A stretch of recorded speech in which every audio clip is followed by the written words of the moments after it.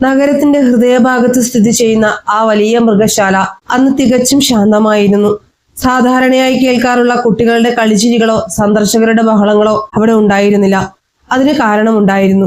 നഗരത്തിലെ ഏറ്റവും അധികാരവും സ്വാധീനവുമുള്ള ഒരു മന്ത്രിയുടെയും മകളുടെയും സന്ദർശനത്തിനായി അന്ന് മൃഗശാല മുഴുവനും അടച്ചിട്ടിരിക്കുകയാണ്. സാധാരണക്കാർക്ക് പ്രവേശനം പൂർണ്ണമായും നിഷേധിക്കപ്പെട്ട ആ വലിയ കവാടത്തിന് മുന്നിൽ സായുധരായ പോലീസുകാർ കാവൽ നിന്നു. ചുട്ടുപൊള്ളുന്ന ഉച്ചവേലിൽ പ്രകൃതി പോലും ആ അധികാരഗർവിന് മുന്നിൽ നിശബ്ദത പാലിക്കുന്നത് പോലെ തോന്നി. VIP ഗേറ്റിലൂടെ 5 കറുത്ത ആഡംബര കാറുകൾ അതിവേഗം അകത്തേക്ക് പ്രവേശിച്ചു. ആ വാഹനങ്ങളുടെ ചക്രങ്ങൾ ഉയർത്തിയ പൊടിപടലങ്ങൾ അന്തരീക്ഷത്തിൽ ഒരു പുകമറ സൃഷ്ടിച്ചു. ആ വലിയ മൃഗശാലയുടെ ഒരു മൂലയിൽ ആഡംബരങ്ങളുടെയോ അധികാരത്തിന്റെയോ യാതൊരു സ്പർശനവും ഏൽക്കാതെ ജീവിതത്തോട് പടപൊരുതുന്ന ഒരു 17-കാരൻ ഉണ്ടായിരുന്നു. സൂര്യൻ. അവന്റെ പേര് പോലെ തന്നെ ചുട്ടുപൊള്ളുന്ന ജീവിത സാഹചര്യങ്ങളിലൂടെയാണ് അവൻ കടന്നുപോയിരുന്നത്. പഴയതും നിറം മങ്ങിയതുമായ വസ്ത്രങ്ങൾ ധരിച്ച സൂര്യൻ കയ്യിലുള്ള പഴയ ചൂലുകൊണ്ട് ആ VIP വഴികളിലെ ഉണങ്ങിയ ഇലകളും ചപ്പുചവറുകളും അടിച്ചുവാരി വൃത്തിയാക്കുകയാണ്. ചുട്ടുപൊള്ളുന്ന വേലിൽ അവന്റെ നെറ്റിയിൽ നിന്നും വിയർപ്പ് കണങ്ങൾ ഇറ്റു വീണുകൊണ്ടിരിക്കുന്നു. നിരന്തരമുള്ള അധ്വാനം കാരണം അവന്റെ ഇളം കൈവെള്ളകളിൽ വലിയ തഴമ്പുകളും കുമിളകളും രൂപപ്പെട്ടിരുന്നു. എങ്കിലും അവനത് വകവെച്ചില്ല. കാരണം അവന് ജോലി ചെയ്തേ മതിയാകൂ. സൂര്യനിൽ നിന്നും അല്പം അകലെയായി അവന്റെ 10 വയസ്സുകാരനായ അനുജൻ രവി ഒരു പഴയ പ്ലാസ്റ്റിക് ചാക്കും കയ്യിലേന്തി നടക്കുകയാണ്. വഴിയിൽ സന്ദർശകർ ഉപേക്ഷിച്ചു പോയ പ്ലാസ്റ്റിക് കുപ്പികളും കടലാസുകളും പെറുക്കി ആ ചാക്കിലിടുകയാണ് അവന്റെ ജോലി. ഈ ചെറിയ പ്രായത്തിൽ പുസ്തകങ്ങൾ പിടിക്കേണ്ട ആ കൈകളിൽ ജീവിക്കാൻ വേണ്ടിയുള്ള വിയർപ്പിന്റെ ഗന്ധമായിരുന്നു. ആ 2 സഹോദരങ്ങളുടെയും ജീവിതത്തിൽ 2 കാര്യങ്ങൾ മാത്രമേ ഉണ്ടായിരുന്നുള്ളൂ. 1 കുടൽ കരിക്കുന്ന വിശപ്പ്, 2 തങ്ങളുടെ നിസ്സഹായ അവസ്ഥ. അസുഖം ബാധിച്ച് ആശുപത്രി കിടക്കയിൽ മരണത്തോട് മല്ലിടുന്ന തങ്ങളുടെ അമ്മയുടെ ജീവൻ രക്ഷിക്കണം എന്ന ഒറ്റ ലക്ഷ്യം മാത്രമേ ആ സഹോദരങ്ങളുടെ മനസ്സിലുണ്ടായിരുന്നുള്ളൂ. അതിനുവേണ്ടി എത്ര കഷ്ടപ്പെടാനും അവർ തയ്യാറായിരുന്നു. കാറുകൾ VIP പാതയുടെ അരികിൽ വന്നു നിന്നു. സുരക്ഷാ ഉദ്യോഗസ്ഥർ ഓടിച്ചെന്ന് കാറിന്റെ വാതിൽ തുറന്നു കൊടുത്തു. വിലപിടിപ്പുള്ള സൂട്ട് ധരിച്ച മന്ത്രി പുറത്തിറങ്ങി. അധികാരത്തിന്റെ അഹങ്കാരം ആ മുഖത്ത് പ്രകടമായിരുന്നു. പിന്നാലെ അദ്ദേഹത്തിന്റെ 20-കാരിയായ മകൾ റിയയും പുറത്തേക്കിറങ്ങി. ലക്ഷങ്ങൾ വിലമതിക്കുന്ന ഡിസൈനർ വസ്ത്രങ്ങളും ആഭരണങ്ങളും ധരിച്ച അവളുടെ കയ്യിൽ ഏറ്റവും പുതിയ മോഡൽ iPhone ഉണ്ടായിരുന്നു. ചുറ്റും സുരക്ഷാ ഉദ്യോഗസ്ഥരുടെയും മൃഗശാല അധികാരികളുടെയും വലിയൊരു പട തന്നെ അവരെ അനുഗമിക്കാൻ തയ്യാറായി നിൽക്കുകയാണ്. പാവപ്പെട്ടവരെ വെറും കീടങ്ങളെ പോലെ കാണുന്ന ഒരുതരം പുച്ഛം ആ അച്ഛന്റെയും മകളുടെയും കണ്ണുകളിൽ നിഴലിച്ചിരുന്നു. മൃഗശാലയുടെ കാഴ്ചകൾ ആസ്വദിക്കുന്നതിനേക്കാൾ തന്റെ സോഷ്യൽ മീഡിയ ഫോളോവേഴ്സിനെ കാണിക്കുന്നതിനായി വീഡിയോ എടുക്കുന്നതിലായിരുന്നു റിയയ്ക്ക് താല്പര്യം. ഫോണിന്റെ ക്യാമറ ഓൺ ചെയ്ത് അവൾ സംസാരിക്കാൻ തുടങ്ങി. ഹലോ ഗൈസ്, നോക്കൂ, ഡാഡി ഇന്ന് ഈ മൃഗശാല മുഴുവൻ എനിക്ക് വേണ്ടി മാത്രം ബുക്ക് ചെയ്തിരിക്കുകയാണ്. ഇവിടെ വേറെ ആരുമില്ല. ആൾക്കൂട്ടത്തിന്റെ ബഹളങ്ങളോ വൃത്തികെട്ട സാധാരണക്കാരോ ഇല്ല. എനിക്കിത് വളരെ ഇഷ്ടമായി. ക്യാമറയിലേക്ക് നോക്കി ക്യാമറയുടെ സ്ക്രീനിൽ മാത്രം ശ്രദ്ധിച്ചുകൊണ്ട് അവൾ പിറകോട്ട് നടക്കുകയായിരുന്നു. തന്റെ വഴിയിൽ എന്താണെന്നോ ആരാണെന്നോ അവൾ ശ്രദ്ധിച്ചതേയില്ല. പിറകോട്ട് നടന്നു പോയ റിയ പെട്ടെന്ന് എന്തിലോ തട്ടി നിന്നു. സ്വന്തം ജോലിയിൽ മുഴുകി വഴിയിലെ കുപ്പികൾ പെറുക്കിക്കൊണ്ടിരുന്ന 10 വയസ്സുകാരൻ രവിയുടെ ദേഹത്താണ് അവൾ ചെന്നിടിച്ചു നിന്നത്. അപ്രതീക്ഷിതമായ ആ ഇടി രവിയുടെ കയ്യിൽ നിന്നും ആ പഴയ പ്ലാസ്റ്റിക് ചാക്ക് താഴെ വീണു. അതിലുണ്ടായിരുന്ന അഴുക്കുപുരണ്ട കുപ്പികളും ചവറുകളും റിയയുടെ വിലമതിക്കുന്ന ഷൂസിലേക്കാണ് വീണത്. ഇത് കണ്ട് റിയയുടെ നിയന്ത്രണം നഷ്ടപ്പെട്ടു. അവളുടെ കണ്ണുകളിൽ ദേഷ്യം ഇരച്ചു കയറി. വാട്ട് ദ ഹെൽ, കണ്ണു കാണുന്നില്ലേ നിനക്ക്? എന്ത് വൃത്തികെട്ടവനാണോ നീ? അവൾ രവിക്കു നേരെ അലറി. ഒരു നിമിഷം ആ 10 വയസ്സുകാരൻ ഭയന്നു വിറച്ചു. അവൻ എന്ത് പറയണമെന്നറിയാതെ പകച്ചു നിന്നു. റിയയുടെ ശബ്ദം കേട്ട് സുരക്ഷാ ഉദ്യോഗസ്ഥരും മൃഗശാല അധികാരികളും അങ്ങോട്ടേക്ക് ഓടിയെത്തി. എല്ലാവരും നോക്കി നിൽക്കെ റിയ തന്റെ സർവ്വശക്തിയും ഉപയോഗിച്ച് ആ കൊച്ചുകുട്ടിയെ പിടിച്ചു തള്ളി. ഇടിയുടെ ആഘാതത്തിൽ രവി ദൂരേക്ക് വീണു. അഴുക്ക് പുരണ്ട മണ്ണിലേക്ക് വീണ അവന്റെ കാൽമുട്ടുകൾ പൊട്ടി രക്തം വരാൻ തുടങ്ങി. വേദന കൊണ്ട് അവൻ പുളഞ്ഞു. എന്നാൽ അവിടെ ഉണ്ടായിരുന്ന ഉന്നത ഉദ്യോഗസ്ഥരോ പോലീസുകാരോ ആ കുട്ടിയെ സഹായിക്കാൻ മുന്നോട്ട് വന്നില്ല. പകരം ആ സമ്പന്നരുടെ ലോകത്ത് ഒരു പാവപ്പെട്ട കുട്ടിയുടെ വീഴ്ച അവർക്കൊരു തമാശയായിരുന്നു. അവർ രവിയെ നോക്കി പരിഹസിച്ച് ചിരിക്കാൻ തുടങ്ങി. അകലിൽ നിന്ന് ഈ രംഗം കണ്ടുകൊണ്ടിരുന്ന സൂര്യന്റെ രക്തം തിളച്ചു. തന്റെ ജീവന്റെ പാതിയായ അനുജനെ ആരോ ഉപദ്രവിക്കുന്നത് കണ്ട അവന്റെ കണ്ണുകളിൽ അഗ്നി ജ്വലിച്ചു. കയ്യിലുണ്ടായിരുന്ന ചൂല് ദൂരേക്ക് വലിച്ചെറിഞ്ഞ് അവൻ രവിയുടെ അടുത്തേക്ക് ഓടിയെത്തി. താഴെ വീണു കിടക്കുന്ന അനുജനെ അവൻ നെഞ്ചോട് ചേർത്ത് പിടിച്ചു. അവന്റെ മുറിവുകളിൽ നിന്നും വരുന്ന രക്തം കണ്ട് സൂര്യന്റെ ഹൃദയം പിടഞ്ഞു. എങ്കിലും സാഹചര്യത്തിന്റെ ഗൗരവം മനസ്സിലാക്കിയ സൂര്യൻ കോപം ഉള്ളിലൊതുക്കി റിയയ്ക്ക് നേരെ തിരിഞ്ഞ് കൈകൾ കൂപ്പി പറഞ്ഞു, ക്ഷമിക്കണം മാഡം, അവൻ ചെറിയ കുട്ടിയാണ്, അറിയാതെ പറ്റിപ്പോയതാണ്. നിങ്ങളുടെ ഷൂസിലെ അഴുക്ക് ഞാൻ ഇപ്പോൾ തന്നെ തുടച്ചു വൃത്തിയാക്കി തരാം. എന്നാൽ റിയ അവനൊരു പുഴുവിനെ നോക്കുന്നത് പോലെ നോക്കി. ഓഹോ, അപ്പോൾ നിങ്ങൾ രണ്ടുപേരും സഹോദരങ്ങളാണല്ലേ? മുഖം കണ്ടാൽ തന്നെ അറിയാം വെറും യാചകന്മാരാണെന്ന്. എടാ, എന്റെ ഈ ഷൂസിന്റെ വിലയുണ്ടല്ലോ, അത് നിന്റെ ഈ ജീവിതകാലം മുഴുവൻ പണിയെടുത്താലും നിനക്ക് സമ്പാദിക്കാൻ കഴിയില്ല. ഞാൻ തിരിച്ചു പോകുമ്പോൾ നിങ്ങൾക്ക് 10 രൂപ ഭിക്ഷയായി തരാം. അത് വെച്ച് വല്ല സോപ്പും വാങ്ങി കുളിക്കാൻ നോക്ക്. അവളുടെ വാക്കുകളിൽ പരിഹാസം നിറഞ്ഞു നിന്നിരുന്നു. അപ്പോഴേക്കും മന്ത്രി അവിടേക്ക് നടന്നെത്തി. സൂര്യന്റെ കണ്ണുകളിലേക്ക് രൂക്ഷമായി നോക്കിക്കൊണ്ട് അദ്ദേഹം പറഞ്ഞു, മോളെ, നീ ഇവന്മാരോട് സംസാരിച്ച് സമയം കളയണ്ട. ഈ ചവറ് പെറുക്കുന്നവന്മാരുടെ യോഗ്യത അത്രയേ ഉള്ളൂ. ഇവന്മാരെ പോലെയുള്ള യാചകർക്ക് ഇവിടെ സ്ഥാനമില്ല. തുടർന്ന് അദ്ദേഹം തന്റെ സുരക്ഷാ ഉദ്യോഗസ്ഥർക്ക് നേരെ തിരിഞ്ഞ് ആജ്ഞാപിച്ചു, ഗാർഡ്സ്, ഈ യാചകന്മാരെ ഇവിടെ നിന്നും വലിച്ചിഴച്ച് പുറത്താക്കും. ഉത്തരവ് ലഭിച്ചയുടനെ സുരക്ഷാ ഉദ്യോഗസ്ഥർ സൂര്യന്റെ നേരെ പാഞ്ഞെടുത്തു. അവർ സൂര്യനെയും രവിയെയും ക്രൂരമായി പിടിച്ചു തള്ളി. രണ്ടുപേരും വീണ്ടും ആ പൊടിമണ്ണിലേക്ക് തന്നെ വീണു. ചുറ്റും നിന്നവർ വീണ്ടും പൊട്ടിച്ചിരിച്ചു. വേദനയും അപമാനവും സഹിച്ച് രവി പൊട്ടിക്കരയാൻ തുടങ്ങി. അവൻ സൂര്യന്റെ മുഖത്തേക്ക് നോക്കി വിതുമ്പിക്കൊണ്ട് ചോദിച്ചു, ചേട്ടാ, നമ്മൾ ശരിക്കും യാചകന്മാരാണോ? പാവപ്പെട്ടവരായതുകൊണ്ട് നമുക്ക് ഈ ലോകത്ത് ഒരു വിലയുമില്ലേ? ആ ചോദ്യം സൂര്യന്റെ ഹൃദയത്തിൽ ഒരു അസ്ത്രം പോലെയാണ് തറച്ചു കയറിയത്. അവൻ ഒന്നും മിണ്ടിയില്ല. ദേഷ്യം കൊണ്ടും സങ്കടം കൊണ്ടും അവൻ തന്റെ പല്ലുകൾ ഇറുക്കി പിടിച്ചു. അവന്റെ മുഷ്ടികൾ ചുരുട്ടിപ്പിടിച്ചതിന്റെ ഫലമായി തഴമ്പുകളിൽ നിന്ന് രക്തം പൊടിയാൻ തുടങ്ങി. ആ വലിയ അപമാനം അവൻ നിശബ്ദമായി സഹിച്ചു. കാരണം അവൻ പ്രതികരിച്ചാൽ ഈ ജോലി നഷ്ടപ്പെടും. ജോലി നഷ്ടപ്പെട്ടാൽ തന്റെ അമ്മയുടെ ചികിത്സ മുടങ്ങും. പണവും അധികാരവുമുള്ളവരുടെ ലോകത്ത് ദാരിദ്ര്യം എന്നത് എത്ര വലിയ ശാപമാണെന്ന് അവൻ ആ നിമിഷം തിരിച്ചറിയുകയായിരുന്നു. സൂര്യനെയും അവന്റെ ചെറിയ അനുജനെയും അപമാനിച്ചതിന്റെ യാതൊരുവിധ കുറ്റബോധവുമില്ലാതെ തങ്ങളുടെ അധികാരത്തിന്റെ ഗർവിൽ ആ വലിയ സംഘം മൃഗശാലയുടെ ഉള്ളിലേക്ക് വീണ്ടും നീങ്ങി. അവരുടെ അടുത്ത ലക്ഷ്യം മൃഗശാലയിലെ ഏറ്റവും ഭയാനകവും എന്നാൽ ആകർഷകവുമായ ഒരു ഭാഗമായിരുന്നു. ആഫ്രിക്കൻ സിംഹങ്ങളുടെ വാസസ്ഥലം. പ്രകൃതിദത്തമായ രീതിയിൽ വലിയ പാറക്കെട്ടുകളും ഉണങ്ങിയ മരത്തടികളും നിറഞ്ഞ ഒരു വലിയ കിടങ്ങായിരുന്നു അത്. കാഴ്ചക്കാർക്ക് നിൽക്കുന്നതിനായി മുകളിൽ ഒരു വലിയ ഇരുമ്പുവേലിയും അവിടെ നിന്നും 10 അടി താഴ്ചയിൽ സിംഹങ്ങൾക്ക് സ്വതന്ത്രമായി വിഹരിക്കാനുള്ള വിശാലമായ സ്ഥലവും ഒരുക്കിയിരുന്നു. ആ കിടങ്ങിന്റെ ഒരു വശത്തുള്ള വലിയ ഇരുണ്ട ഗുഹയിലാണ് ഭൈരവൻ എന്നു പേരുള്ള ആ ഭീകരനായ ആഫ്രിക്കൻ സിംഹം വിശ്രമിക്കാറുള്ളത്. തന്റെ വന്യമായ പ്രകൃതത്തിനും അസാമാന്യമായ കരുത്തിനും പേര് കേട്ടവനായിരുന്നു ഭൈരവൻ. മന്ത്രിയുടെ മകൾ റിയയുടെ കണ്ണുകളിൽ ഈ വന്യതയൊന്നും ഒരു വിസ്മയമായിരുന്നില്ല. അവളുടെ ലോകം ആ സ്മാർട്ട് ഫോണിന്റെ സ്ക്രീനിലും സോഷ്യൽ മീഡിയയിലെ ലൈക്കുകളിൽ മാത്രമായി ഒതുങ്ങിയിരുന്നു. സിംഹത്തിന്റെ കൂടിന് മുകളിൽ എത്തിയപ്പോൾ ഇൻസ്റ്റാഗ്രാമിൽ പോസ്റ്റ് ചെയ്യാൻ ഏറ്റവും മികച്ച ഒരു ഫോട്ടോ എടുക്കണമെന്ന ആഗ്രഹം അവളിൽ ശക്തമായി. അതിനായി അവൾ ആ പഴയ ഇരുമ്പ് വേലിയുടെ ഏറ്റവും അരികിലേക്ക് നടക്കാൻ തുടങ്ങി. അവളുടെ ആ നീക്കം കണ്ട സുരക്ഷാ ഉദ്യോഗസ്ഥരിൽ ഒരാൾ ഭയത്തോടെ പറഞ്ഞു, മാഡം, ദയവായി അങ്ങോട്ട് പോകരുത്. ആ ഇരുമ്പ് വേലിക്ക് നല്ല കാലപ്പഴക്കമുണ്ട്. അത്രത്തോളം അരികിലേക്ക് നിൽക്കരുത്, അപകടമാണ്. എന്നാൽ അഹങ്കാരത്തിന്റെ കൊടുമുടിയിലായിരുന്ന റിയ ആ മുന്നറിയിപ്പ് തികഞ്ഞ പുച്ഛത്തോടെ തള്ളിക്കളഞ്ഞു. റിലാക്സ് ഗേസ്, നിങ്ങൾ എന്തിനാ ഇങ്ങനെ പേടിക്കുന്നത്? എനിക്കൊന്നും സംഭവിക്കില്ല എന്ന് പറഞ്ഞുകൊണ്ട് അവൾ ഫോണിന്റെ ക്യാമറ ഓൺ ചെയ്ത് ചുണ്ടുകൾ കൂർപ്പിച്ച് ഒരു പോസ് നൽകി. കാൽച്ചുവട്ടിലെ അപകടം തിരിച്ചറിയാതെ പ്രകൃതിയുടെ വന്യതയെ വെറും ഒരു ഫ്രെയിമിലേക്ക് ഒതുക്കാൻ ശ്രമിക്കുകയായിരുന്നു അവൾ. പെട്ടെന്നാണ് ആ ദുരന്തം സംഭവിച്ചത്. റിയയുടെ ശരീരഭാരം താങ്ങാനാവാതെ കാലപ്പഴക്കം ചെന്ന ആ ഇരുമ്പ് വേലിയെ ബന്ധിച്ചിരുന്ന വലിയൊരു തുരുമ്പെടുത്ത ബോൾട്ട് വലിയൊരു ഞരക്കത്തോടെ പൊട്ടിമാറി. ഒരു നിമിഷം എന്ത് സംഭവിക്കുന്നു എന്ന് മനസ്സിലാക്കുന്നതിന് മുമ്പ് തന്നെ റിയയുടെ ശരീരത്തിന്റെ സന്തുലിതാവസ്ഥ നഷ്ടപ്പെട്ടു. അവളുടെ കൈകളിൽ നിന്നും വിലപിടിപ്പുള്ള ആ ഫോൺ താഴേക്ക് പതിച്ചു. പ്രാണരക്ഷാർത്ഥം അവൾ കൈകാലിട്ടടിച്ചു. എന്നാൽ ആരുടെയും സഹായം അവളിലേക്ക് എത്തുന്നതിന് മുൻപ് തന്നെ താഴ്ചയുള്ള ആ വരണ്ട മണ്ണിലേക്കും കൂർത്ത പാറക്കെട്ടുകളിലേക്കും അവൾ അതിവേഗം വീണുപോയി. താഴെ വീണയുടനെ വലിയൊരു പൊടിപടലം അന്തരീക്ഷത്തിലേക്ക് ഉയർന്നു.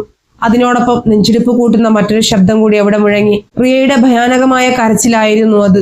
അതുവരെ ആഡംബരങ്ങളുടെ നടുവിൽ മാത്രം ജീവിച്ച ചെറിയൊരു പോറൽ പോലും ഏൽക്കാതെ വളർന്ന അവൾക്ക് ആ വേദന താങ്ങാവുന്നതിലും അപ്പുറമായിരുന്നു. അവളുടെ തൊണ്ട പൊട്ടിയുള്ള അലർച്ച ആ മൃഗശാലയുടെ നിശബ്ദതയെ കീറിമുറിച്ചു. ഡാഡ്, ഡാഡ്, പ്ലീസ് എന്നെ രക്ഷിക്ക്, എനിക്ക് വേദനിക്കുന്നു. അവൾ പൊടിമണ്ണിൽ കിടന്ന് പുളഞ്ഞുകൊണ്ട് കരഞ്ഞു. മുകളിൽ നിന്ന മന്ത്രിയുടെ ലോകം ആ നിമിഷം കീഴ്മേൽ മറിഞ്ഞു. തന്റെ കാലിനടിയിലെ മണ്ണ് ഒലിച്ചു പോകുന്നത് പോലെ അദ്ദേഹത്തിന് തോന്നി. അതുവരെ ആ മുഖത്തുണ്ടായിരുന്ന അധികാരത്തിന്റെ ഗർവും അഹങ്കാരവും നിമിഷനേരം കൊണ്ട് ഇല്ലാതായി. പകരം സ്വന്തം മകളുടെ ജീവൻ നഷ്ടപ്പെടുമോ എന്ന ഭയം ആ അച്ഛന്റെ കണ്ണുകളിൽ നിറഞ്ഞു. ചുറ്റും നിന്ന സുരക്ഷാ ഉദ്യോഗസ്ഥരും മൃഗശാലാധികാരികളും എന്ത് ചെയ്യണമെന്നറിയാതെ പകച്ചു നിന്നു. പെട്ടെന്ന് ഏവരുടെയും രക്തം മരവിപ്പിക്കുന്ന ഒരു സംഭവം ഉണ്ടായി. ആ കിടങ്ങിന്റെ ഒരു വശത്തുള്ള വലിയ ഇരുണ്ട ഗുഹയിൽ നിന്നും ഭയാനകമായ ഒരു ഗർജനം മുഴങ്ങി. ഭൂമിയെ പോലും കുലുക്കുന്ന തരത്തിലുള്ള ഒരു ശബ്ദം. ഭാരമുള്ള ഭൈരവൻ എന്ന ആ ഭീകരനായ സിംഹം തന്റെ ഗുഹയിൽ നിന്നും പതിയെ പുറത്തേക്ക് വന്നുകൊണ്ടിരിക്കുകയായിരുന്നു. അവന്റെ രക്തം പുരണ്ടതുപോലുള്ള ചുവന്ന കണ്ണുകൾ റിയയുടെ നേർക്ക് തിരിഞ്ഞു. വിശപ്പും വന്യതയും നിറഞ്ഞ ആ നോട്ടം കണ്ടപ്പോൾ തന്നെ മുകളിൽ നിന്നവരുടെ ഹൃദയമിടിപ്പ് നിലച്ചു പോകുന്ന അവസ്ഥയിലായി. മന്ത്രിക്ക് തന്റെ സമനില പൂർണ്ണമായി നഷ്ടപ്പെട്ടു. ഒരു ഭ്രാന്തനെ പോലെ അദ്ദേഹം ആ പൊട്ടിയ ഇരുമ്പുവേലിയിൽ പിടിച്ചു തൂങ്ങിക്കൊണ്ട് താഴേക്ക് നോക്കി അലറി, ആരെങ്കിലും താഴേക്ക് പോകൂ, എന്റെ മകളെ രക്ഷിക്കൂ. അവൾക്ക് ചുറ്റും ആ മൃഗം എത്തിക്കഴിഞ്ഞു. ആരെങ്കിലും അവളെ അവിടെ നിന്നും ജീവനോടെ കൊണ്ടുവന്നാൽ ഞാൻ 1 കോടി രൂപ തരാം. 1 കോടി രൂപയുടെ ചെക്ക് ഞാൻ ഇപ്പോൾ തന്നെ എഴുതി തരാം. പ്ലീസ് എന്റെ മോളെ രക്ഷിക്കൂ.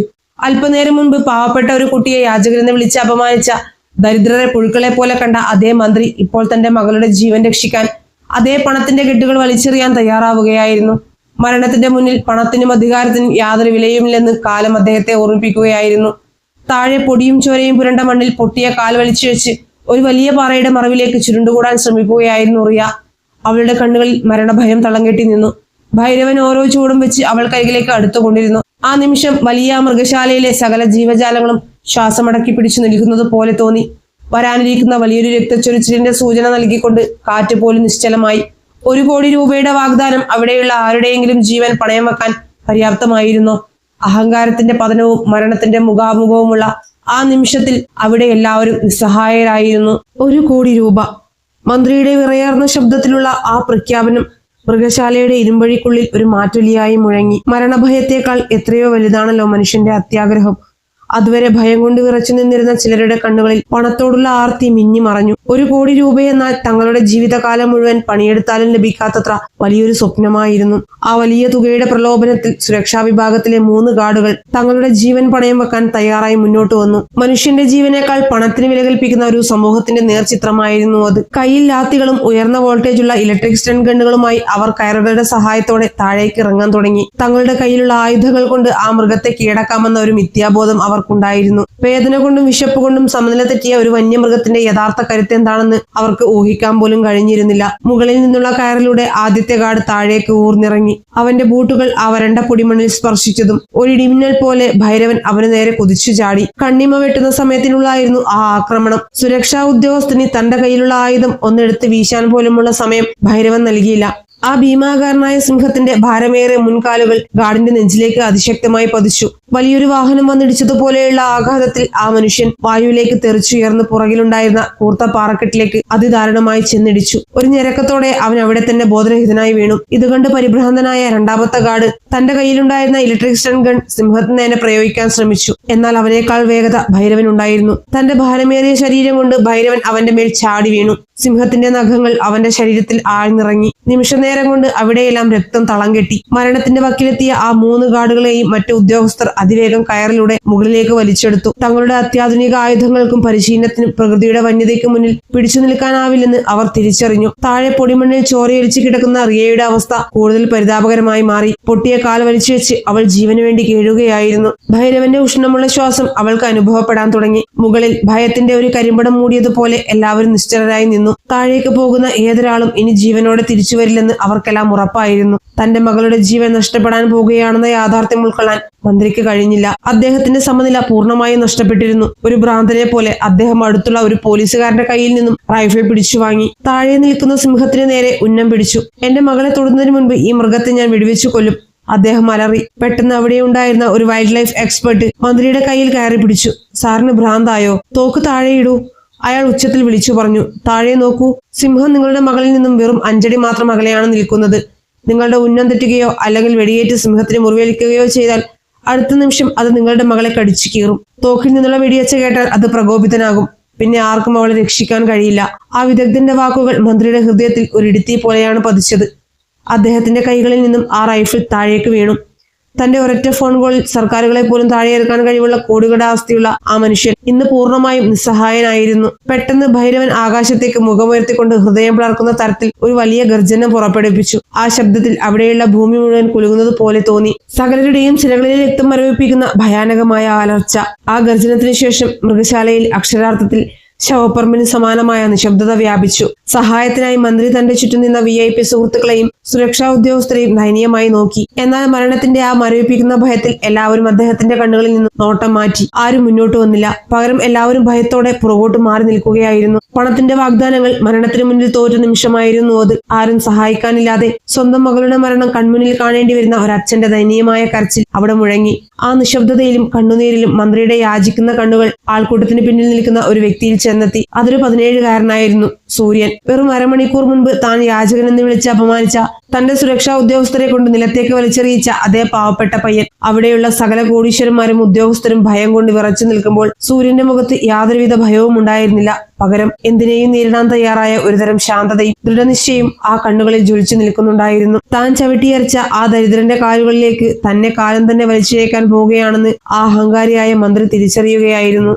മരണത്തിന്റെ ഭയാനകമായ നിഴൽ വീണ് കിടക്കുന്ന ആ നിമിഷത്തിൽ അവിടെ കൂടിയിരുന്ന സകലരുടെയും കണ്ണുകൾ ആ 17കാരനിൽ ഉടക്കി നിന്നു. അല്പനേരം മുമ്പ് വരെ അവർ പുച്ഛത്തോടെ നോക്കി കണ്ട, പരിഹസിച്ച് ചിരിച്ച ആ പാവപ്പെട്ട പയ്യന്റെ മുഖത്ത് ഇപ്പോൾ ഒരു യോദ്ധാവിന്റെ ദൃഢനിശ്ചയമായിരുന്നു. അഹങ്കാരത്തിന്റെ ഉന്നതങ്ങളിൽ വിരാജിച്ചിരുന്ന മന്ത്രിയുടെ വിറയ്ക്കുന്ന കാലുകൾ അറിയാതെ തന്നെ സൂര്യന് നേരെ നീങ്ങി. അധികാരത്തിന്റെ സിംഹാസനങ്ങളിൽ മാത്രം ഇരുന്ന് ശീലിച്ച ആ മനുഷ്യൻ തനിക്ക് ചുറ്റുമുള്ള സുരക്ഷാ ഉദ്യോഗസ്ഥരെയും VIP സുഹൃത്തുക്കളെയും നോക്കി. എല്ലാവരും ഭയം കൊണ്ട് തല താഴ്ത്തി നിൽക്കുകയായിരുന്നു. തന്റെ സകല സമ്പാദ്യങ്ങൾക്കും അധികാരങ്ങൾക്കും ഒരു ജീവന്റെ വില പോലുമില്ലെന്ന് അയാൾക്ക് ബോധ്യമായി. സൂര്യന്റെ മുന്നിലെത്തിയ മന്ത്രിയുടെ സമനില നഷ്ടപ്പെട്ടു. അവിടെ ആരും പ്രതീക്ഷിക്കാത്ത ആ സംഭവം നടന്നു. നഗരത്തിലെ ഏറ്റവും ശക്തനായ ആ മനുഷ്യന്റെ മുട്ടുകൾ മടങ്ങി. അയാൾ നേരെ വീണത് താൻ അല്പനേരം മുമ്പ് ചവിട്ടിയരച്ച ആ പാവപ്പെട്ട യാചക പയ്യന്റെ അഴുക്ക് പുരണ്ട കാൽക്കലായിരുന്നു. മന്ത്രി തന്റെ ഇരുകൈകളും കൊണ്ട് സൂര്യന്റെ കാലുകളിൽ മുറുകെ പിടിച്ചു. ആ മുഖം കണ്ണുനീർ കൊണ്ട് കുതിർന്നിരുന്നു. അഹങ്കാരം പൂർണ്ണമായും അസ്തമിച്ച ആ ശബ്ദത്തിൽ ഒരു പിതാവിന്റെ ദയനീയമായ വിലാപം മാത്രമേ ഉണ്ടായിരുന്നുള്ളൂ. കൈകൂപ്പി ഞാൻ അപേക്ഷിക്കുകയാണ്, പ്ലീസ് എന്റെ മകളെ ഒന്ന് രക്ഷിക്കൂ. 1 കോടിയല്ല, നീ ചോദിക്കുന്നത് എന്തും ഞാൻ തരാം. എന്റെ സകല സമ്പാദ്യവും നീ എടുത്തോളൂ. വേണമെങ്കിൽ എന്റെ ജീവനും നീ എടുത്തോളൂ. പക്ഷെ എന്റെ കുഞ്ഞിനെ എനിക്ക് തിരികെ വേണം. ഒരു കൊച്ചുകുട്ടിയെ പോലെ ആ പിതാവ് പൊട്ടിക്കരഞ്ഞു. അല്പനേരം മുമ്പ് വരെ സൂര്യനെ നോക്കി പരിഹസിച്ചിരുന്ന VIP വ്യവസായികൾക്കും ഉദ്യോഗസ്ഥർക്കും അവന്റെ മുഖത്ത് നോക്കാൻ തന്നെ നാണം തോന്നി. മന്ത്രിയുടെ വലിയ അഹങ്കാരവും ഗർവവും അക്ഷരാർത്ഥത്തിൽ ആ ദരിദ്രനായ പയ്യന്റെ കാലിലെ പൊടിമണ്ണിൽ അലിഞ്ഞില്ലാതാവുകയായിരുന്നു. സൂര്യൻ യാതൊരു ഭാവഭേദവുമില്ലാതെ നിശബ്ദനായി നിന്നു. പെട്ടെന്നാണ് ആ നിശബ്ദതയെ കീറി മുറിച്ചുകൊണ്ട് 10 വയസ്സുകാരൻ രവി ഓടിയെത്തിയത്. കരഞ്ഞുകൊണ്ട് ഓടി വന്ന അവൻ തന്റെ ജ്യേഷ്ഠന്റെ കാലുകളിൽ കെട്ടിപ്പിടിച്ചു. ചേട്ടാ, പോകരുത്. ആ സിംഹം ചേട്ടനെ കൊല്ലും. ചേട്ടൻ മരിച്ചു പോയാൽ പിന്നെ അമ്മയും മരിക്കും. ഞാൻ ഈ ലോകത്ത് ഒറ്റയ്ക്കാവും. എന്നെ തനിച്ചാക്കി പോകരുത് ചേട്ടാ. അവനിലെ കൊച്ചുകുട്ടി ഭയത്തോടെ വിതുമ്പി. രവിയുടെ ആ വാക്കുകൾ കേട്ടതും സൂര്യന്റെ മനസ്സിലേക്ക് 1000 ഓർമ്മകൾ ഇരച്ചെത്തി. ആശുപത്രിയിലെ ICU വാർഡിന്റെ മരവിപ്പിക്കുന്ന തണുപ്പ്, മരുന്നുകളുടെ മനമടുപ്പിക്കുന്ന ഗന്ധം, ജീവൻ നിലനിർത്തുന്ന മോണിറ്ററിലെ കുറഞ്ഞു വരുന്ന ഹൃദയമിടിപ്പിന്റെ ശബ്ദം, ആ കിടക്കയിൽ മരണത്തോട് മല്ലിടുന്ന തന്റെ പ്രിയപ്പെട്ട അമ്മയുടെ വിളറിയ മുഖം. ഡോക്ടറുടെ വാക്കുകൾ ഒരു ചുറ്റിക പോലെ സൂര്യന്റെ തലച്ചോറിൽ വന്നടിക്കാൻ തുടങ്ങി. സൂര്യ, നിന്റെ അമ്മയുടെ 2 കിഡ്നികളും കരളും പണിമുടക്കി കഴിഞ്ഞിരിക്കുന്നു. അവരെ ജീവനോടെ നിലനിർത്തണമെങ്കിൽ യൂറോപ്പിൽ നിന്നും ഒരു ജീവൻ രക്ഷാ മരുന്ന് എത്തിക്കണം. അതിന് 1 കോടി രൂപയാകും. നിന്റെ മുന്നിൽ വെറും 7 ദിവസത്തെ സമയം മാത്രമാണുള്ളത്. അതിനുള്ളിൽ പണം കണ്ടെത്തിയില്ലെങ്കിൽ നിനക്ക് നിന്റെ അമ്മയെ എന്നേക്കുമായി മറക്കാം. താഴെ കിടങ്ങിൽ നിന്നും സിംഹത്തിന്റെ ഭയാനകമായ ഗർജനം വീണ്ടും മുഴങ്ങി. എന്നാൽ ആ ശബ്ദം ഇപ്പോൾ സൂര്യനെ ഭയപ്പെടുത്തിയില്ല. അവന്റെ കണ്ണുകളിൽ മറ്റെന്തിനെയോ നേരിടാനുള്ള ഒരു അഗ്നി ജ്വലിക്കാൻ തുടങ്ങി. താഴെ കിടക്കുന്നത് വെറും ഒരു പെൺകുട്ടിയുടെ ജീവനല്ല, മറിച്ച് തന്റെ അമ്മയുടെ ജീവൻ തിരികെ വാങ്ങാനുള്ള 1 കോടി രൂപയാണെന്ന് അവൻ തിരിച്ചറിഞ്ഞു. ഈ ലോകത്ത് ആർക്കും നൽകാൻ കഴിയാത്തത്ര വലിയൊരു തുക ദൈവം തനിക്ക് മുന്നിൽ മറ്റൊരു രൂപത്തിൽ വെച്ച് നീട്ടിയിരിക്കുകയാണ്. അത് സ്വന്തമാക്കാൻ മരണത്തോട് പോലും പൊരുതാൻ അവൻ തയ്യാറായിരുന്നു. സൂര്യൻ താഴേക്ക് കുനിഞ്ഞ് തന്റെ അനുജന്റെ കണ്ണുനീർ തുടച്ചുമാറ്റി. അവന്റെ നെറ്റിയിൽ പതുക്കെ ചുംബിച്ചുകൊണ്ട് വളരെ ശാന്തമായ സ്വരത്തിൽ സൂര്യൻ പറഞ്ഞു, മോനെ, നിന്റെ ഈ ചേട്ടൻ ഒരുപക്ഷെ തിരികെ വന്നില്ലെങ്കിൽ ഈ നിൽക്കുന്ന ആളുകളിൽ നിന്നും 1 കോടി രൂപ വാങ്ങി നീ അമ്മയെ ചികിത്സിക്കണം. അമ്മയെ നീ നോക്കണം. നിന്റെ ചേട്ടൻ പോവുകയാണ്. ആ വാക്കുകളിൽ ഒരു വലിയ യാത്രായപ്പിന്റെ ഭാരമുണ്ടായിരുന്നു. സൂര്യൻ അവിടെ നിന്നും എഴുന്നേറ്റു.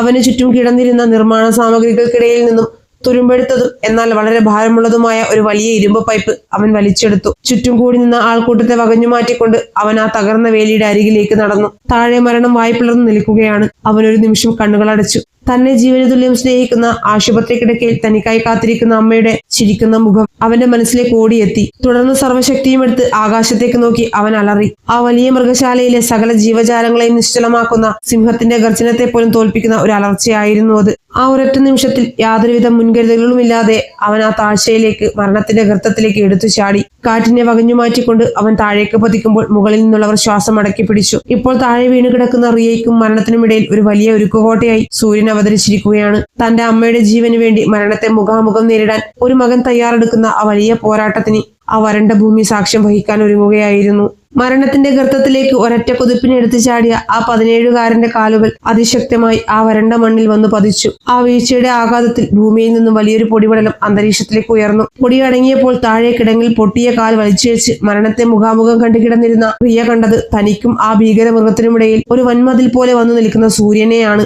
അല്പനേരം മുമ്പ് താൻ യാചകനെന്ന് വിളിച്ച് അപമാനിച്ച തന്റെ അച്ഛൻ ചവിട്ടിയരച്ച അതേ പാവപ്പെട്ട പയ്യൻ. ഇപ്പോൾ അവളൊരു ജീവന് വേണ്ടി കേഴുമ്പോൾ അവളെ രക്ഷിക്കാൻ ദൈവം ഒരു കാവൽമാലാകയായി അവനെ തന്നെ നിയോഗിച്ചിരിക്കുകയാണ്. പ്രിയയുടെ കണ്ണുകൾ അത്ഭുതവും കുറ്റബോധവും കൊണ്ട് നിറഞ്ഞു. പെട്ടെന്നാണ് ഭൈരവന്റെ ശ്രദ്ധ മാറിയത്. തനിക്ക് മുന്നിലേക്ക് വന്നെത്തിയ പുതിയ ഇരയെ അവൻ സൂക്ഷ്മമായി നിരീക്ഷിച്ചു. തന്റെ അധികാര പരിധിയിലേക്ക് കടന്നു കയറിയ ആ പുതിയ അതിഥിയെ കണ്ടതും ഭൈരവന്റെ കണ്ണുകളിലെ വന്യത ഒന്നുകൂടി വർദ്ധിച്ചു. അവൻ വാ പിളർന്ന് ഭയാനകമായി ഒന്നുകൂടി ഗർജിച്ചു. സൂര്യന്റെ കയ്യിൽ വലിയ ആയുധങ്ങളൊന്നുമില്ലായിരുന്നു. നിർമ്മാണ സ്ഥലത്തു നിന്നും കിട്ടിയ ആ ഇരുമ്പ് പൈപ്പ് മാത്രമായിരുന്നു അവന്റെ ഏക പ്രതിരോധം. ഒരു നിമിഷം പോലും വൈകാതെ ഇടിമിന്നലിന്റെ വേഗതയിൽ സിംഹം സൂര്യന് നേരെ കുതിച്ചു ചാടി. ആ വലിയ മൃഗത്തിന്റെ ഭയാനകമായ ആക്രമണം മുൻകൂട്ടി കണ്ട സൂര്യൻ തന്റെ സർവ്വശക്തിയും എടുത്ത് പെട്ടെന്ന് ഇടതുവശത്തേക്ക് ഒഴിഞ്ഞു മാറി മണ്ണിലേക്ക് വീണു. സിംഹത്തിന്റെ ഭാരമേറിയ ശരീരം വലിയൊരു ശബ്ദത്തോടെ നിലത്ത് പതിച്ചു. എന്നാൽ ആ ഒഴിഞ്ഞുമാറൽ പൂർണ്ണമായിരുന്നില്ല. ഭൈരവന്റെ മൂർച്ചയേറിയതും ഭാരമേറിയതുമായ മുൻകൈകളിലെ നഖങ്ങൾ സൂര്യന്റെ വലതു തോളിലൂടെ ആഴത്തിൽ ഉരസിക്കൊണ്ടാണ് കടന്നുപോയത്. മാംസം പിളർന്ന് അവിടെ ഒരു വലിയ മുറിവുണ്ടായി. ചോരയുടെ ഒരു ചുവന്ന വര അവന്റെ തോളിൽ തെളിഞ്ഞു വന്നു. മുകളിൽ നിന്നവർ ഭയത്തോടെ നിലവിളിച്ചു. രക്തത്തിന്റെ ഗന്ധം സിംഹത്തെ കൂടുതൽ പ്രകോപിതനാക്കി. അവൻ പെട്ടെന്ന് തിരിഞ്ഞ് പൂർവാധികം ശക്തിയോടെ രണ്ടാമത്തെ ആക്രമണത്തിന് തയ്യാറെടുത്തു. ഇത്തവണ ഒഴിഞ്ഞു മാറാൻ സൂര്യന് കഴിഞ്ഞില്ല. ഭൈരവൻ വായുവിലേക്ക് കുതിച്ചുയർന്ന് അവന്റെ മേൽ ചാടി വീണു.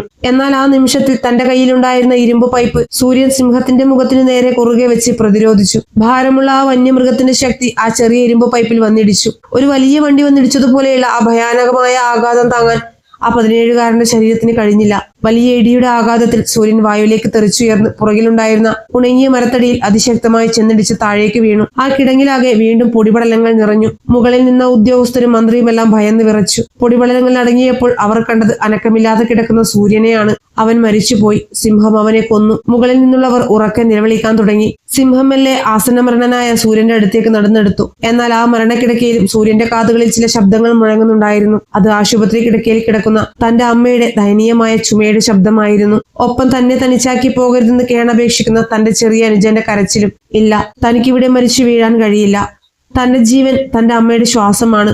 വേദന കൊണ്ട് പുളയുന്ന ശരീരവുമായി മണ്ണിൽ ഇരുകൈകളും കുത്തി അവൻ പതിയെ എഴുന്നേറ്റു. അപ്പോഴേക്കും സിംഹത്തിന്റെ ശ്രദ്ധ വീണ്ടും താഴെ കിടക്കുന്ന റിയയിലേക്ക് മാറിയിരുന്നു. അവളെ രക്ഷിക്കാനായി സൂര്യൻ തന്റെ കയ്യിലുള്ള ഇരുമ്പ് പൈപ്പ് അവിടെയുള്ള വലിയ പാറക്കെട്ടുകളിൽ സർവ്വശക്തിയും എടുത്ത് ഉരസാൻ തുടങ്ങി. ലോഹവും പാറയും തമ്മിലുള്ള ആ അതിശക്തമായ ഘർഷണത്തിൽ അവിടെ വലിയ തീപ്പൊരികൾ ചിതറിത്തെറിച്ചു. തീപ്പൊരികളെയും ആ വലിയ ശബ്ദത്തെയും കണ്ട് ഒരു നിമിഷം സിംഹം ഭയന്ന് പുറകോട്ട് മാറി. കിതച്ചുകൊണ്ടു നിൽക്കുന്ന സൂര്യൻ ആ അവസരം മുതലാക്കി സിംഹത്തിന്റെ കണ്ണുകളിലേക്ക് സൂക്ഷ്മമായി നോക്കി. അവനൊരു വലിയ സത്യം മനസ്സിലാവുകയായിരുന്നു. ആ കണ്ണുകളിൽ ഒരു ഇരയെ വേട്ടയാടാനുള്ള വിശപ്പോ വന്യതയോ ആയിരുന്നില്ല. മറിച്ച് അസഹനീയമായ വേദനയും സങ്കടവുമായിരുന്നു അവൻ കണ്ടത്. പെട്ടെന്നാണ് സൂര്യന്റെ ശ്രദ്ധ സിംഹത്തിന്റെ കഴുത്തിലേക്ക് പോയത്. ഭൈരവന്റെ ഇടതൂർന്ന രോമങ്ങൾക്കിടയിലൂടെ കഴുത്തിലെ മാംസത്തിലേക്ക് ആഴ്ന്നിറങ്ങിയ നിലയിൽ കട്ടിയുള്ള ഒരു ലോഹക്കമ്പി കുരുങ്ങിക്കിടക്കുന്നുണ്ടായിരുന്നു. ഓരോ തവണ അനങ്ങുമ്പോഴും ആ കമ്പി ആ വലിയ മൃഗത്തിന്റെ കഴുത്തിലേക്ക് കൂടുതൽ ആഴ്ന്നിറങ്ങി അവനെ വേദനിപ്പിക്കുകയാണ്. സൂര്യന് കാര്യം മനസ്സിലായി. ഭൈരവൻ വിശന്നിട്ടല്ല ആക്രമിക്കാൻ വരുന്നത്. മറിച്ച് ആ കഴുത്തിലെ മുറിവിന്റെ അസഹനീയമായ വേദന കൊണ്ട് സമനില തെറ്റിയിട്ടാണ്. പെട്ടെന്ന് ആരും പ്രതീക്ഷിക്കാത്ത ഒരു കാര്യമാണ് അവിടെ സംഭവിച്ചത്. സൂര്യൻ തന്റെ കയ്യിലുണ്ടായിരുന്ന ഏക ആയുധമായ ആ ഇരുമ്പ് പൈപ്പ് താഴേക്ക് വലിച്ചെറിഞ്ഞു. മുകളിൽ നിന്നവരുടെയും റിയയുടെയും ശ്വാസം നിലച്ചുപോയി. ഇവൻ എന്താ ഭ്രാന്തായോ? ആയുധമില്ലാതെ അവൻ ചാകാൻ പോവുകയാണോ? അവർ പരസ്പരം ചോദിച്ചു. എന്നാൽ സൂര്യൻ ആരുടെയും വാക്കുകൾ ശ്രദ്ധിച്ചില്ല. അവൻ തികച്ചും ശാന്തനായി വെറും കൈയോടെ ആ വലിയ സിംഹത്തിന് നേരെ നടക്കാൻ തുടങ്ങി. തന്നെ ഉപദ്രവിക്കാൻ വരുന്നതാണെന്ന് കരുതി ഭൈരവൻ ഭയാനകമായി ഗർജിച്ചുകൊണ്ട് തന്റെ വലിയ മുൻകൈ വായുവിലേക്ക് ഉയർത്തി. ആ വലിയ നഖങ്ങൾ സൂര്യന്റെ മുഖത്തു നിന്നും വെറും ഇഞ്ചുകൾ മാത്രം അകലെ വെച്ച് നിന്നു. ആ മൃഗത്തിന്റെ ഉഷ്ണമുള്ള നിശ്വാസം സൂര്യന്റെ മുഖത്ത് തട്ടുന്നുണ്ടായിരുന്നു. ഒരു നിമിഷം പാളിയാൽ അവന്റെ തലയർത്ത് മാറ്റാൻ പോകുന്നത്ര ശക്തിയുള്ള ആ മൃഗത്തിന് മുന്നിൽ അവന് യാതൊരു ഭയവും ഇല്ലാതെ നിന്നു. മരണത്തെ മുഖാമുഖം കണ്ട ആ നിമിഷത്തിൽ വെറുപ്പിനും അഹങ്കാരത്തിനും പകരം സ്നേഹവും കരുണയും ആ മൃഗത്തോട് കാണിക്കാൻ അവൻ തീരുമാനിച്ചു. അവൻ പതുക്കെ തന്റെ വലതുകൈ മുന്നോട്ട് നീട്ടി. ആരും പ്രതീക്ഷിക്കാത്ത എന്തോ ഒന്ന് സംഭവിക്കാൻ പോകുന്നു എന്നറിഞ്ഞുകൊണ്ട് ആ വലിയ മൃഗശാല വീണ്ടും നിശബ്ദതയിലേക്ക് വഴുതി വീണു. മരണത്തിന്റെ വക്കിൽ നിൽക്കുന്ന ആ നിമിഷത്തിലും ഭയത്തിന്റെ ലാഞ്ചന പോലുമില്ലാതെ സൂര്യൻ തന്റെ കൈകൾ ആ ഭീകര മൃഗത്തിന് നേരെ നീട്ടി. മുകളിൽ ശ്വാസമടക്കി പിടിച്ചു നിൽക്കുന്ന കാഴ്ചക്കാരുടെ ഹൃദയമിടിപ്പ് നിലച്ചുപോയി. ആരെങ്കിലും എന്തെങ്കിലും പറയുന്നതിനോ ചെയ്യുന്നതിനോ മുൻപ് തന്നെ സൂര്യന്റെ വിറയ്ക്കുന്ന വിരലുകൾ സിംഹത്തിന്റെ കഴുത്തിലെ രോമങ്ങൾക്കിടയിലേക്ക് നീണ്ടു ചെന്നു. വേദനയിൽ പുളയുന്ന ഭൈരവൻ ഭയാനകമായി ഒന്ന് മുരണ്ടു. എന്നാൽ സൂര്യൻ പിന്മാറിയില്ല. അവന്റെ കൈകൾ സിംഹത്തിന്റെ മാംസത്തിലേക്ക് ആഴ്ന്നിറങ്ങി കിടന്നിരുന്ന ആ ഇരുമ്പ് കമ്പിയിൽ സ്പർശിച്ചു. സ്വന്തം ജീവൻ പണയം വെച്ചുകൊണ്ട് പൂർണ്ണ ശക്തിയും എടുത്ത് സൂര്യൻ ആ ലോഹക്കമ്പിയിൽ മുറുകെ പിടിച്ചു. തുടർന്ന് അതിശക്തമായ ഒരു വലിക്കലിലൂടെ സിംഹത്തിന്റെ കഴുത്തിലെ മാംസത്തിൽ നിന്നും ആ കമ്പി അവൻ വലിച്ചൂരിയെടുത്തു. അസഹനീയമായ വേദനയാൽ ഭൈരവൻ ഉച്ചത്തിൽ ഗർജിച്ചു പോയി. അവൻ പെട്ടെന്ന് പുറകോട്ട് മാറി. മുകളിൽ നിന്നവർ കണ്ണുകൾ ഇറുക്കി അടച്ചു.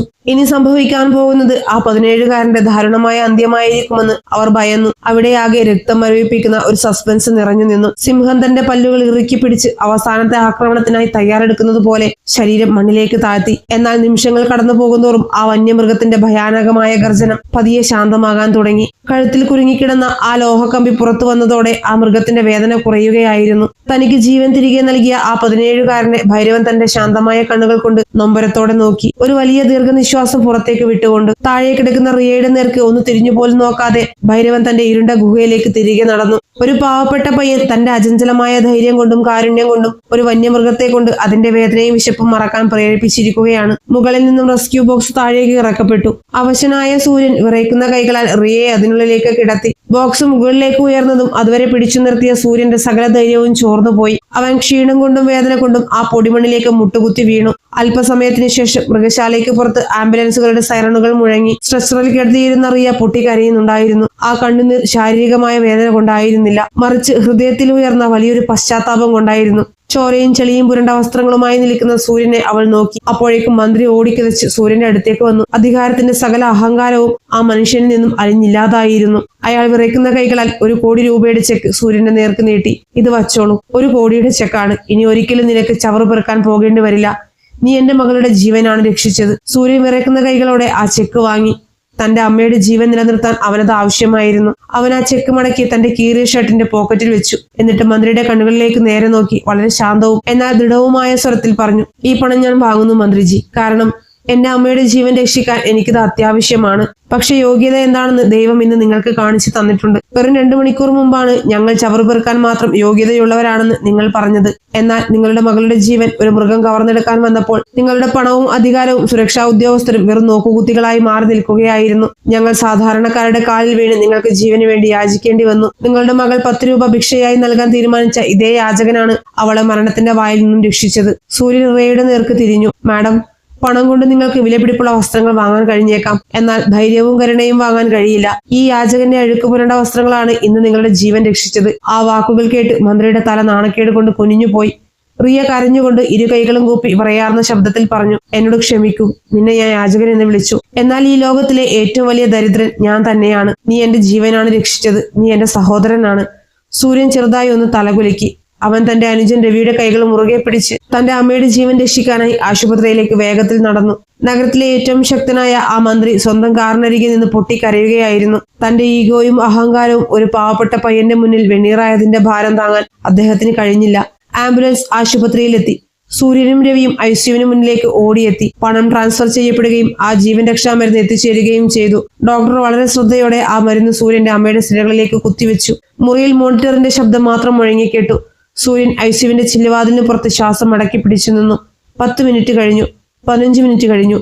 പെട്ടെന്ന് മോണിറ്ററിലെ മിടിപ്പുകൾ കുറയാൻ തുടങ്ങി. ആ ലൈൻ പൂർണ്ണമായും നേർരേഖയിലായി. മുറിയിലാകെ ജീവനില്ലാത്ത ഒരു നീണ്ട ബീപ് ശബ്ദം മുഴങ്ങി. സൂര്യന്റെ കാലിനടിയിലെ മണ്ണ് ഒലിച്ചു പോകുന്നത് പോലെ തോന്നി. ആ 1 കോടി രൂപയ്ക്കും തന്റെ അമ്മയെ രക്ഷിക്കാൻ കഴിഞ്ഞില്ലേ? ഭയം കൊണ്ട് രവി സൂര്യന്റെ കൈകളിൽ മുറുകെ പിടിച്ചു. സൂര്യൻ ആ ചില്ലുവാതിൽ തലവെച്ച് പൊട്ടിക്കരഞ്ഞു. സഹിക്കാനാവാത്ത ഒരു നിശബ്ദത. പെട്ടെന്ന് മോണിറ്ററിലെ നേർരേഖയിൽ ഒരു വലിയ കുതിച്ചുചാട്ടം. ഹൃദയമിടിപ്പ് ഒറ്റയടിക്ക് സാധാരണ നിലയിലാകാൻ തുടങ്ങി. ഡോക്ടർ ആശ്വാസത്തോടെ ദീർഘനിശ്വാസം വിട്ടു. അദ്ദേഹം പുറത്തേക്ക് നോക്കി പുഞ്ചിരിച്ചുകൊണ്ട് പറഞ്ഞു, അവർ രക്ഷപ്പെട്ടു. നീ അവരെ ജീവിതത്തിലേക്ക് തിരികെ കൊണ്ടുവന്നു. കിടക്കയിൽ കിടന്ന അമ്മ പതുക്കെ കണ്ണുകൾ തുറന്നു. തന്റെ പ്രിയപ്പെട്ട അമ്മയുടെ കണ്ണുകൾ തുറന്നതും സൂര്യന്റെ ശരീരത്തിലേക്ക് ഒരു ശക്തി വന്നതുപോലെ അവന് തോന്നി. അവൻ ആ ചില്ലുവാതിലൂടെ ഊർന്നു താഴെ തറയിലിരുന്നു. അവന്റെ ചുണ്ടുകളിൽ പറഞ്ഞറിയിക്കാനാവാത്ത സമാധാനത്തിന്റെ ഒരു പുഞ്ചിരി വിടർന്നു. ലോകത്തിലെ ഏറ്റവും ശക്തമായത് പണമാണെന്നും അതാണ് ഓരോരുത്തരുടെയും യോഗ്യത നിശ്ചയിക്കുന്നതെന്നും പലരും പറയാറുണ്ട്. എന്നാൽ ഒരു കാര്യം അവർ മറന്നു പോകുന്നു. ഒരു പാവപ്പെട്ട മകൻ തന്റെ അമ്മയ്ക്ക് വേണ്ടി മരണത്തോട് പൊരുതാൻ തീരുമാനിച്ചാൽ ആ മരണത്തിനു പോലും വഴിമാറി കൊടുക്കേണ്ടി വരും. അന്ന് ആ 16കാരൻ തോൽപ്പിച്ചത് വെറും ഒരു വന്യമൃഗത്തെ മാത്രമായിരുന്നില്ല, മനുഷ്യനെ അവന്റെ വസ്ത്രം കൊണ്ടും പണം കൊണ്ടും അളക്കുന്ന ഈ സമൂഹത്തിന്റെ അഹങ്കാരത്തെ കൂടിയായിരുന്നു. പ്രിയപ്പെട്ടവരെ, ഈ കഥ നിങ്ങളുടെ ഹൃദയത്തിൽ തൊട്ടുവെങ്കിൽ തീർച്ചയായും ആ സ്നേഹം നിങ്ങളൊരു ലൈക്കിലൂടെ അറിയിക്കുക. നിങ്ങളുടെ വിലയേറിയ അഭിപ്രായം താഴെ കമന്റ് ബോക്സിൽ രേഖപ്പെടുത്താൻ മറക്കരുത്.